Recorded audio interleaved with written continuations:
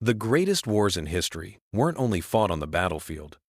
Another one was fought in vaults, in banks, and in every banknote ever printed. And the echoes of that war are still felt in your pocket today. The hidden front of war. The war of money. We all know about World War I. The trenches, the soldiers, the mud, the bombs. But no one ever told us that this war was, in truth, a war of money. Yes, you heard that right. This war wasn't only fought in the trenches. It was fought in banks, in gold vaults, and in bond markets. While soldiers were bleeding, bankers were calculating balance sheets. And the financial decisions made in those years still shape the money you use today. In 1914, Europe was a powder keg. Every nation feared the other. Every empire saw its rivals as a threat. But behind all the speeches about honor and glory, there was one hidden truth. A war of this scale required unimaginable amounts of money. And the moment leaders chose war, they didn't just send soldiers to the front. They sent their citizens into debt. At first, everyone thought it would be quick. Maybe it'll be over by Christmas, they said. But within weeks, they realized the war was devouring money. Europe was still on the gold standard. That meant every paper note in circulation had to be backed by real gold in the treasury. It was a system that created trust, but also tied governments' hands. As the war began, spending exploded. Germany was burning through 10 million marks a day. Britain's war costs reached £2.5 million every single day. Gold reserves vanished fast. Then, one by one, governments broke the rules. They suspended the gold standard. And at that moment, money became something new. A promise backed by nothing but faith in the state. That was the turning point of modern finance. Money was no longer tied to gold, it was tied to belief. And once that chain was broken, no one ever wanted to go back.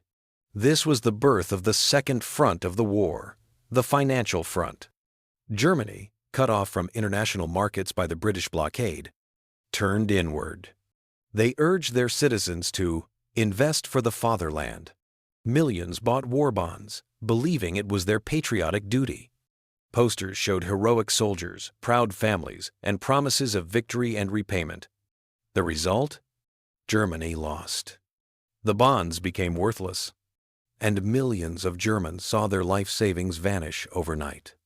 That economic pain, that sense of betrayal, became the soil where extremism grew. Britain's story was different. London was the financial capital of the world. The pound sterling was trusted everywhere. But even Britain's resources weren't enough. Soon, it turned to America for help. American bankers like J.P. Morgan and Co. stepped in, arranging massive loans and financing weapons and supplies. This wasn't charity, it was power. And through this, the United States began its rise as a superpower. Once a debtor nation, it became the world's largest creditor. The American century began not on the battlefield, but on Wall Street. France followed a similar path. It sold war bonds to its citizens. But much of the real money again came from America. And that debt, that dependency, would shape politics long after the war. Russia, meanwhile, collapsed. It looked powerful on paper, but its economy was fragile. Its gold reserves seemed large, but they weren't enough. As the war dragged on, inflation soared, faith in the ruble crumbled, and eventually, both the currency and the empire fell apart. Revolution wasn't just born of anger. It was born of economic collapse. When the war finally ended, the numbers were staggering. The Allies had spent $140 billion. The Central Powers, around $60 billion. Amounts far beyond their pre-war national incomes. The gold standard was shattered. Inflation raged. Germany spiraled into hyperinflation. A loaf of bread cost billions of marks, and workers carried their wages in wheelbarrows. And who paid the price? The middle class, the small saver, the ordinary citizen. The elites? They had already moved their wealth abroad into gold, land, and hard assets. In every financial war, it's the small saver who bleeds first. But the story doesn't end there, because this war taught governments something dangerous. You can create infinite money as long as people believe in it. Gold was gone, but the printing presses were alive. Debt was everywhere, but propaganda was stronger. And since then, the same playbook has been used again and again. The Great Depression of the 1,930 seconds, the inflation of the 1,970 seconds, the financial crash of 2008. All echoes of the same model born in 1914. Each time they said, "This is temporary." Each time, people believed them.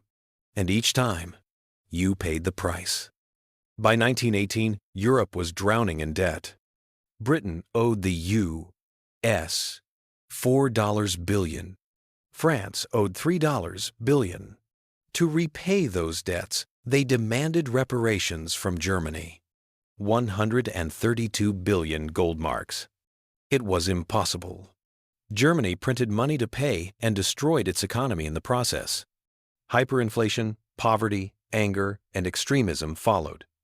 Even Britain made a disastrous move.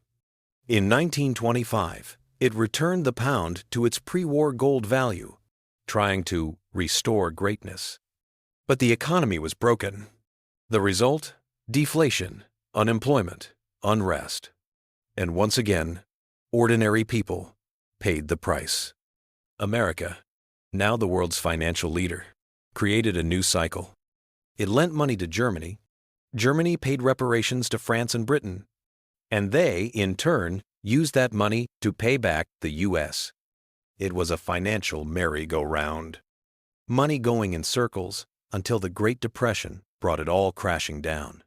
That's why World War I wasn't just a military conflict. It was the birth of the modern financial system. Governments learned to sell debt as patriotism, to disguise paper promises as real wealth, and to call public sacrifice temporary. Now, fast forward to today. Central banks say, inflation is temporary. Governments say, the debt ceiling is under control. And once again, we believe them. But in 1914, they said the same things.